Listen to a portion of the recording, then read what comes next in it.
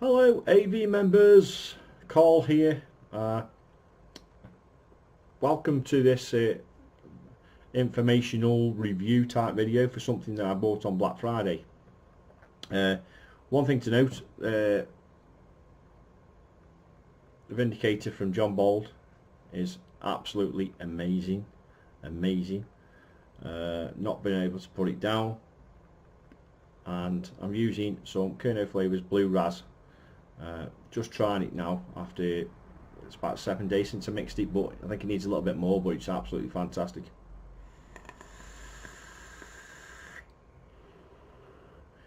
$21,700 mex all the way to go, and this is absolutely stunning. But I made a little short review on the group. If you search my name on the group, Carl Richardson, and these coming in next week to Bold Vape, I believe, but we're not here for that. We're here for something I picked up on Black Friday deal on eCig One, and it is, I'll show you the box because it's the Aqua Master RTA. I've been looking at this for a few weeks now. It comes with a styrofoam, and then you get your bubble glass in here, and then it comes with a straight glass, but I'll show you that in a minute. And then you get a little spares pack underneath with O-rings. It's just O-rings, a couple of grub screws, and a tri tool. And it's the highlights of the box are that it's piston airflow control system, 2.5mm and 4mm juice capacity, so it's 2.5mm with the straight glass and 4mm with the bubble glass, 810 size resin drip tip, and the drip tip is stunning on this. It's one of the best I've seen on a RTA of this price. I think I paid about 18 quid for this, and excuse me, and they are, I think they normally retail for about 28. So you get your bubble glass and the RTA. So we're going to strip it down, show you the deck, take the straight glass off, simple as that, and take the top cap off the top. The threads on this are absolutely, and let's just move the camera down a touch. The threads on this are absolutely amazing for a mass market produced RTA. Now let's just get a little let's get the focus in right on this. There you go. So drip tip, fantastic. Machining is absolutely clean as a bell. Nice big beefy O-ring on the chimney, top cap on the chimney section where it screws into the chimney. You get an O-ring around the top here. Be careful with this O-ring. With RTAs like this, if when you're washing them out, you can lose this O-ring, and it'll be in the bottom of your sink. I mean, look at the machining on this. It's absolutely fantastic. A balled out chimney. Threads are clean as a whistle. Show you the logo. Let's just get the focus correct on it. So I'm using manual focus. There we are. Superb. If you see some blue tint, blue haze, it's off. I've got a plasma screen up above, and also obviously my laptop. So let's just tilt this back up again a little bit. And then you've got the deck. Now this is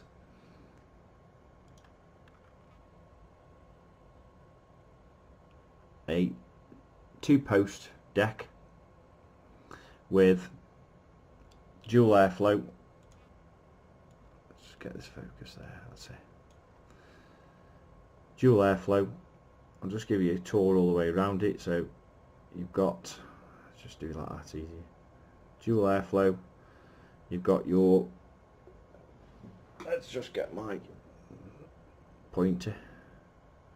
So you've got walls here which are separated walls for the juice coming in, but it's actually one wall for both your cotton wicks, your cotton wick ends. There's how the airflow comes in. Dual post, you can see 3 screws there.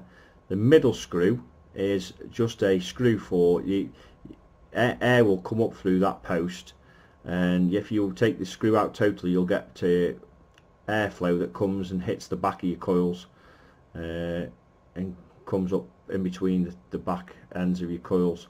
I don't use it, I just close it off. I find it's mega flavour and nice nice pull on the airflow from just leaving that closed.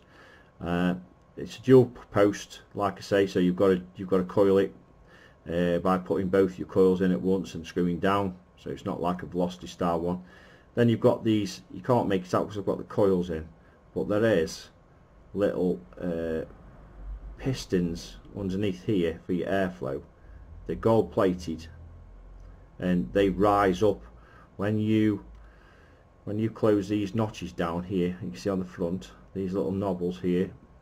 You manoeuvre that. I'll show you when the airflow closing, and then it closes up. As you close, as that comes up, you can see them even born out. Under the coil is some pistons that come up and cut off the airflow.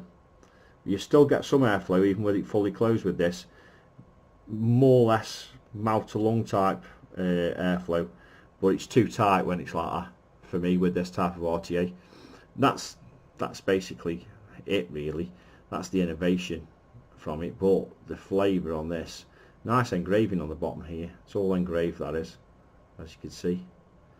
Nice 510, nice insulator, real thick. So that's how I've coiled it. This has got a pair of stainless steel fused claptons in here, and what I'm going to do is I'm going to just tilt the camera down. I'm going to cotton wick it. Let's just turn my autofocus on. There you go. So you can use your own cotton. I use cotton bacon. Not tried the primer, still on version 2. And then let's get some cotton out and my scissors.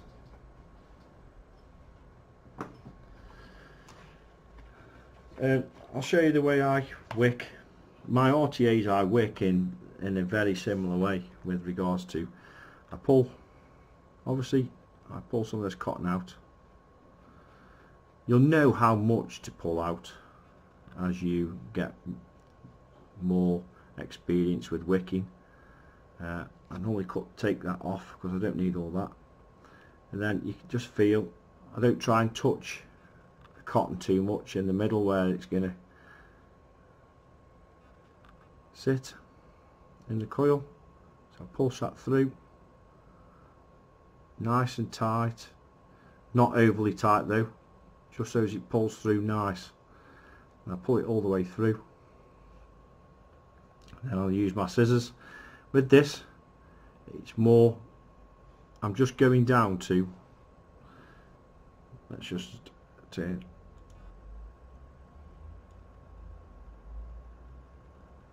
okay, right, I'm just going down to, because I want to, all I'm going to do is just dam it, so like a dam wicking, so I'll cut it right on the edge,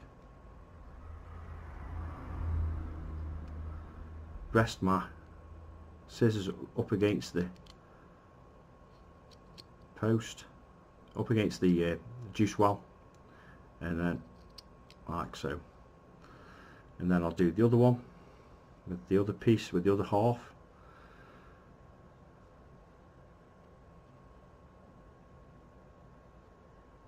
and then pull that through, and then I just take off any straggly bits like so, pull through, pull it back again, and you can feel where it's nice and tight, so up again like so. As you can see, it doesn't take very much wick at all. And then what I do is give it a bit of a comb out. I'll do this on all underneath, all around each wick like so. At this stage it doesn't matter how your cotton looks, at all.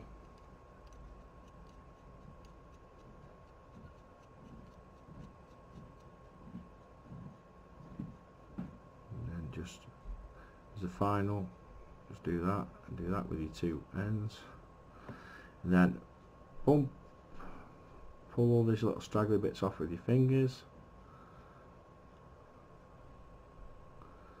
like so. And if you've got a sharp pair of scissors, I like to just trim it down. These are hairdresser scissors, so they cut these strands off really well. And you can get these scissors from Amazon, and they're really sharp. It gives you a helping hand. Now, excuse me, what I'm going to do is I'm going to fill this up with some alkaline rise from Dripax. This is it's a tangy blast of decadent fruits with a cool exhale. What I do before I start sticking the cotton into the channels is let's just level the cotton wicks up a bit. There you go. As I just wet them a little bit, then I know they're already wet and I know how it's going to expand when it's in the channels, and then you know how tight your cotton is in these channels, because you don't want to stuff the channels with the cotton, because that's what gives you dry hits. And then I take each leg and then I just fold it under, take the cotton from underneath, down. That's it, that's all you need, like so. That is all literally you need. You can just tidy the ends up, make sure you've got none on the threads. Wetting it just helps it sit in there, and you know how it's, because it's wet, you'll know how tight your cotton is, because your cotton tightens up in your juice channels as it gets wet, and as it absorbs the liquid. And although something might be loose if you do it dry, something might be loose, your cotton might be loose in there. When it's wicked up and you've got a tank of juice sitting on top of it and it's absorbing, it does expand. So they're quite loosey-goosey in there. You see the cotton moving. And that's how I wick all these type RTAs with channels, and that's it. That's all you need to do. So, and then put your glass of choice on. Mine is the bubble one, and then carefully make sure you don't trap any cotton wicks. Screw, make sure it's tight, fill her up,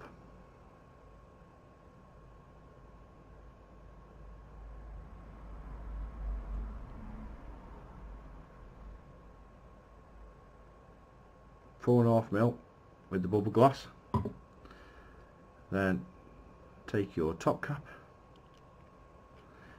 On the top cap, I've found it when you screw it down, it doesn't force any pressure into the chain bit, and I've had no leaks at all with this by juicing up, even when it's half juicing it up when it's not really empty. And that is the Aqua Master, and it's a dainty little thing, to be fair. If you compare it to, let's not get the dead rabbit here, I know it's on the mod, it's quite a bit smaller than the dead rabbit, although the dead rabbit has a different airflow. But I've got the Bravo here as well, and it's quite a bit smaller, and it sits really nice on most mods. So let's come back up to the top and move this camera up. There we go. Whee! Very technical that was, wasn't it? Not edited or cut.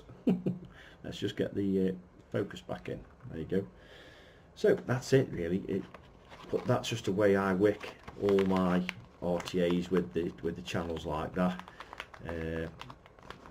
Some even the channels what are singly.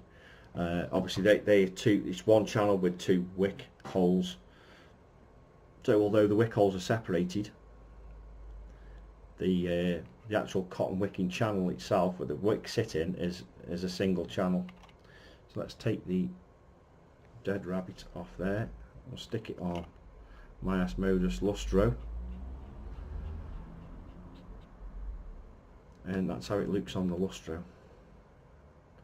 It's a really dainty RTA, and I believe that the height of the chimney, you get 4.5mm with a bubble glass, but the height from the chimney to your coils is very, very short, and that's what's helping with the flavour.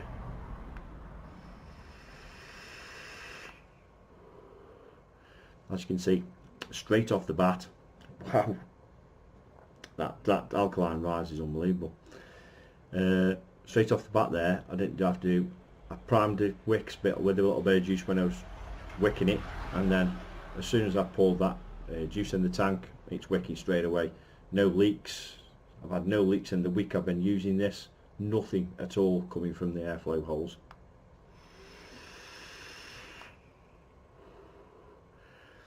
Unbelievable flavour.